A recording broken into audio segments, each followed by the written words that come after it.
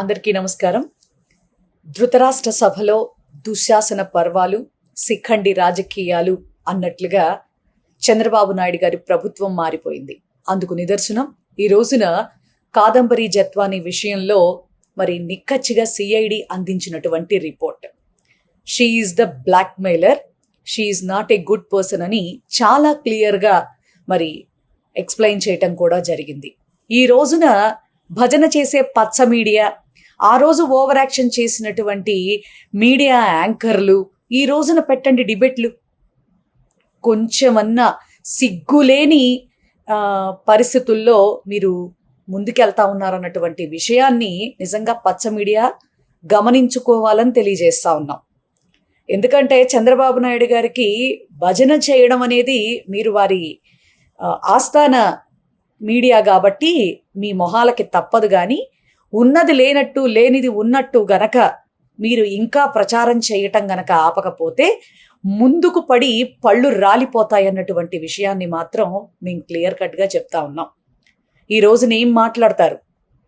ఆంధ్ర రాష్ట్రంలో పోలీసు వ్యవస్థ 36వ ర్యాంకుకి పడిపోతే నిజంగా ఒక జ్ఞానేశ్వరి విషయంలో కానీ, ఒక సాయికృష్ణ ఉదంతం కానీ, ఒక క్రాంతి కుమార్ కానీ అసలు పోలీసు వ్యవస్థ ఏం పనిచేస్తోంది?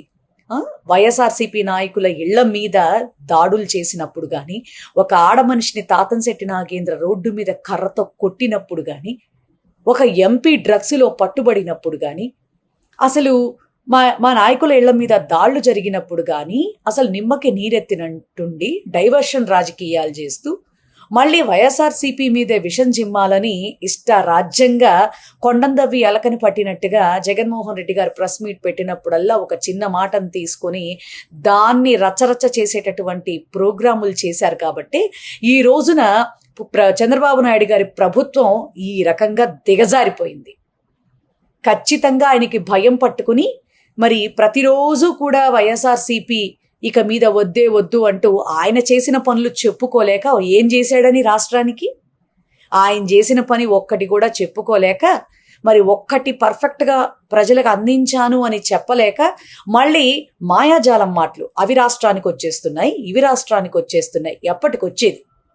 ఏ రకంగా వచ్చేది?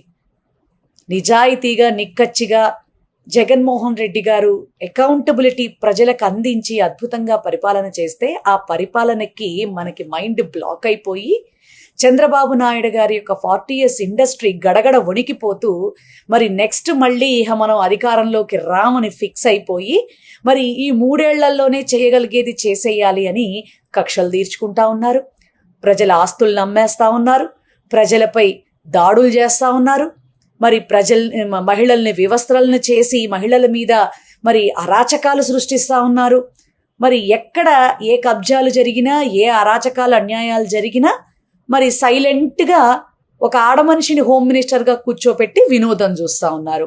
ఆమె ఏమీ మాట్లాడదు జగన్మోహన్ రెడ్డి గారిని తిట్టడం తప్ప. ఇది ఈ రాష్ట్రంలో ఈ కూటమి పాలన ఎంత అధమ స్థితిలో ఉందనేది కూడా రాష్ట్ర ప్రజలకి చాలా బాగా అర్థమవుతా ఉంది. చంద్రబాబు నాయుడు గారు ఒకటి గుర్తుపెట్టుకోండి, భగవంతుడు వదిలిపెట్టిన కర్మ వదిలిపెట్టదు మిమ్మల్ని. ఒక అరాచకం 2 అరాచకాలు కాదు, ఒక అబద్ధాలు 2 అబద్ధాలు కాదు.